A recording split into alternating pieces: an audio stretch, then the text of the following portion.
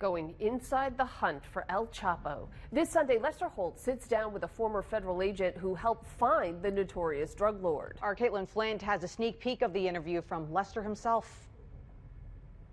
Lester, first off, thank you so much for joining us.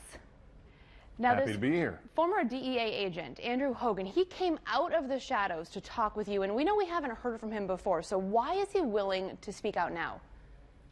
He thinks it's a compelling story that needs to be heard, and he's also very proud of what he and a team of not only American agents but Mexican Marines were able to do. El Chapo was this elusive kingpin. He ran the Sinaloa cartel.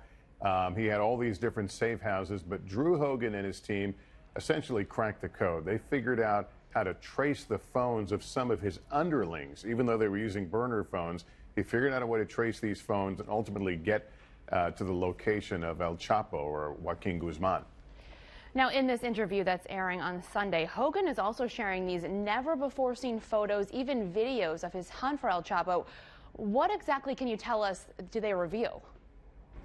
Well, they reveal one of the things I think is fascinating are the tunnels. Now, we know that later on, after he had been apprehended, El Chapo was able to escape a Mexican prison using a very sophisticated tunnel that came up into his cell. Well, back during the hunt, Drew Hogan and his team were able to get into many of El Chapo's safe houses, and they found these elaborate, hydraulic entrances, a fake bathtub that would move up, and there was an entrance to one of the tunnels. So we see those as they're actually working their way through them, trying to find him. Wow, that's pretty incredible. Now, we also know this was an extensive manhunt. We know that he made several narrow escapes before finally being locked up in Manhattan. Does Hogan ever explain just how they were able to make that final arrest?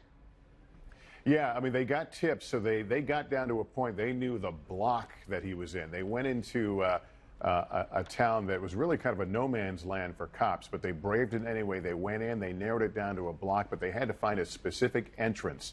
And they got one of his guys to turn, but even that, they were able to get inside, but Guzman had given them a slip, and he ended up holed up in Mazatlan, a place familiar to a lot of American tourists, and that's where the final showdown occurred. This is just simply fascinating information. Lester, thank you so much for giving us a glimpse into this special.